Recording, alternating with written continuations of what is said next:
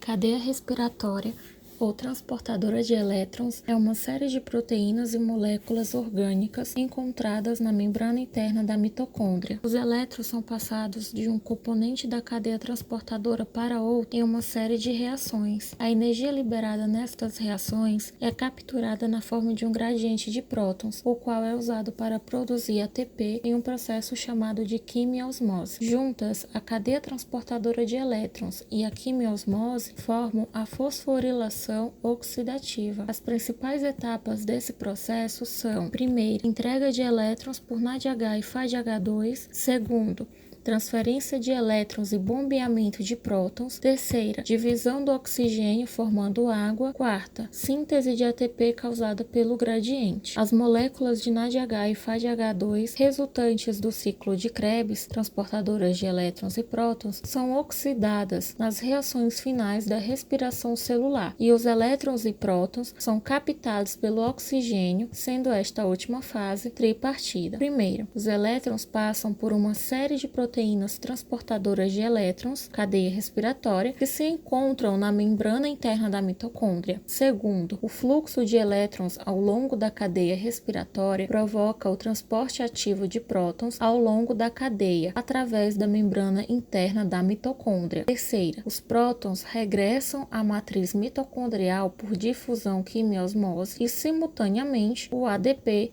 sofre uma fosforilação oxidativa formando ATP. A cadeia transportadora de elétrons contém 3 grandes complexos proteicos na membrana interna da mitocôndria: uma pequena proteína, o citocromo C, e um componente não proteico, a ubiquinona. Fosforilação oxidativa é uma das etapas metabólicas da respiração celular, necessária para oxidar moléculas intermediárias e participar de reações para a formação da molécula de ATP e produzir energia. Nas primeiras etapas da respiração celular, glicólise e ciclo de Krebs, parte da energia produzida na degradação de compostos é armazenada em moléculas intermediárias, isto é, as coenzimas, como o NAD+, e o FAD+.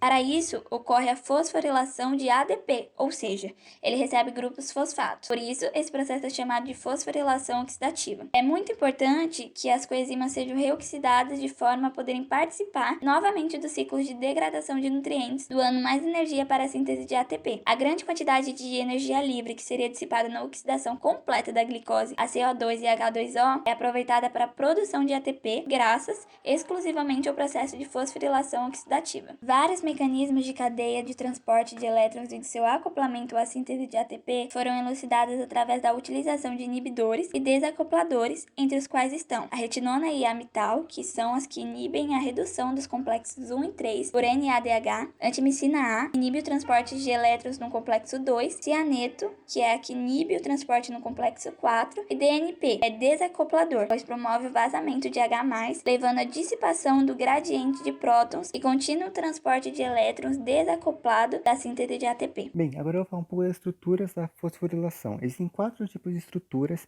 dentro da fosforilação oxidativa. Elas são membrana mitocondrial externa, membrana mitocondrial interna, espaço intermembranal e a matriz mitocondrial. E agora eu vou explicar cada uma delas. Vou começar pela membrana mitocondrial externa. Ela é o quê? Ela é a membrana exterior, ela é uma membrana exterior que contorna toda a organela. Ela é caracterizada por ser lisa e é composta por proteínas, chamadas de deporinas, e lipídios. Ela também é encarregada por controlar a entrada de moléculas. A membrana externa é uma das partes mais importantes da mitocôndria. Agora eu vou falar um pouco da membrana mitocondrial interna. As mitocôndrias são delimitadas por 2 membranas hipoproteicas, semelhantes às demais membranas celulares. Enquanto a membrana externa é lisa, a membrana interna possui inúmeras pregas, as cristas mitocondriais, que se projetam para o interior da organela. Bem, agora eu vou falar um pouco do espaço intermembranal. Bem, o espaço intermembranal é caracterizado pelas cristas membranais. O que seria isso? O espaço intermembranoso é o espaço entre a membrana externa e da membrana interna. Como a membrana exterior é livremente permeável, as moléculas pequenas, as concentrações de moléculas pequenas,